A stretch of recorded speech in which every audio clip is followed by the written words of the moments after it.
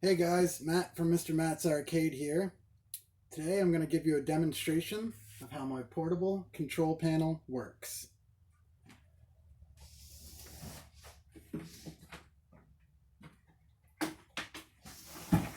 On the back of the cabinet, there is a power adapter that you plug in and an HDMI cable.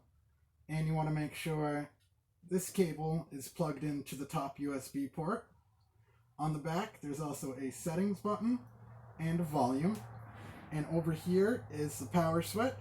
So you want to make sure your TV's on and you have the HDMI and power adapter plugged in. Then you flip the power switch. Over here is your player 1 side. This is your player 2 side. The buttons go A, B, C, D, E, F. Here's your trackball in the middle. Then on the front, you have player 1 start button over here. You have your pause exit button. Right here are your USB ports for plugging in USB controllers. And then over here is your player 2 start button. So it boots up to the game selection screen. To navigate, you go up or down to go game by game, left or right to go page by page, and you can hold it to scroll quicker. When you find a game you want to play, you press player 1 button A. The other way to find games is press the player 1 start button, and that brings up this menu over here where you can check out your recently played games. You can search by name, and then it breaks it down into categories: 3D, action, fighting, 3 and 4 player, shooting, sports, and puzzle. So we'll go over here to search. Press the A button. On the bottom of the screen, it tells you what buttons to press. So we will search for Centipede so I can show you that the trackball works. So you type all or some of the letters to the game, and they'll pop up over here. Press A to OK, and then highlight the game you want. Press A, and that'll start the game up. Some games load fairly quickly, some other ones take a little bit longer. And then when it loads up, you want to press either the player 1 or player 2 start buttons.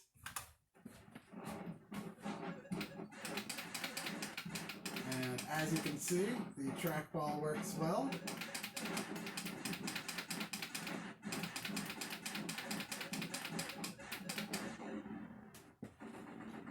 To exit, you press the pause button.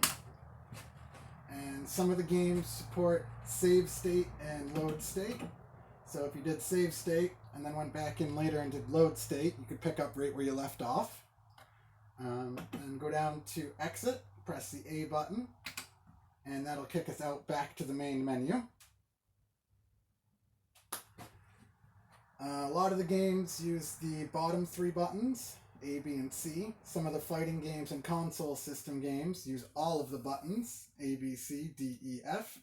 The easiest thing to do when you start a game is just press each one of the buttons to see what button does what.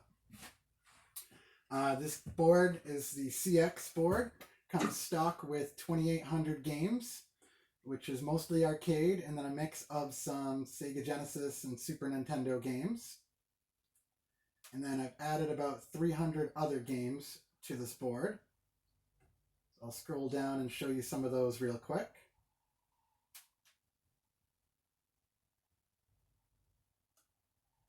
So starting at 2801, these are games that I added.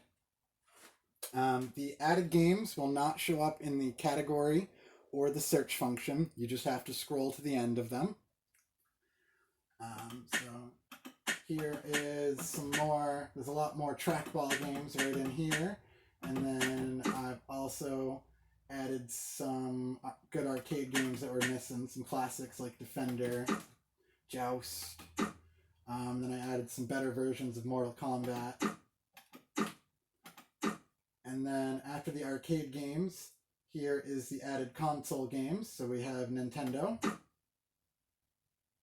Super Nintendo, Sega Genesis, and PlayStation 1. And let's see.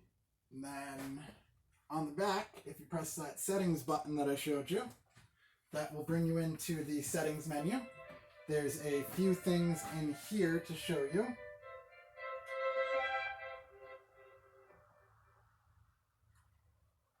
One is the I/O test. And over here it tells you how to get into it. So A. This is good for testing to make sure all your buttons and joysticks working. If you thought you were having an issue with one of them, you could come in here to confirm whether it works or not. A, B, C, D, E, F.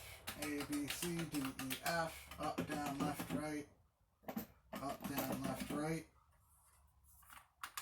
Player 1 start, player 2 start, and pause. So right now, everything's working. Start in A to get you back. And then there's a few other things to show you while I'm here.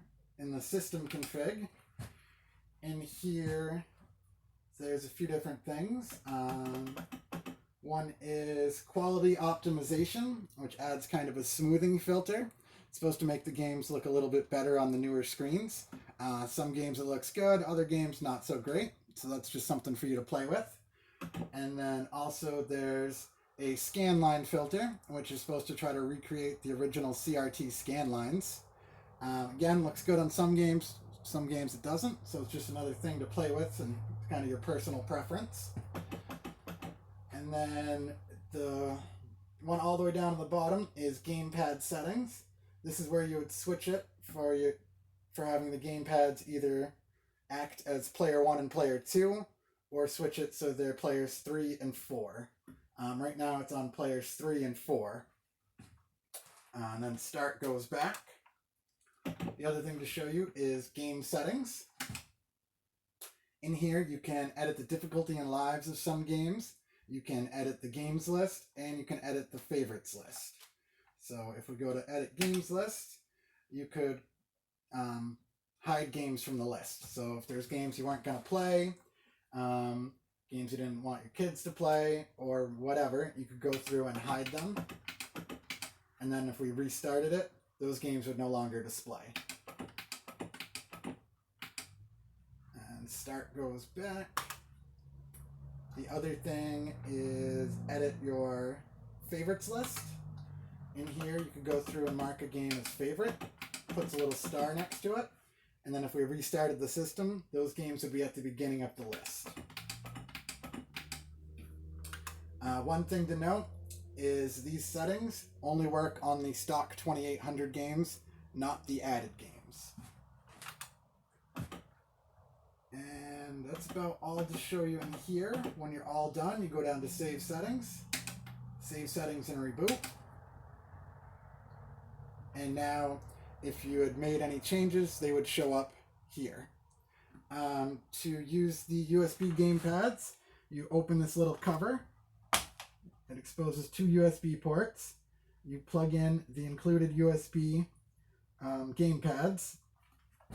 And right now they would be set up for players 3 and 4. So you can press start, go to the category for 3 and 4 player, pick a game you wanted to start, and then when it starts, you press your start button for each one of the players.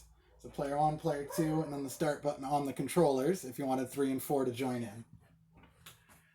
When you're all done playing, you want to make sure that you exit out of the game, back to the game selection screen, and then kill the power.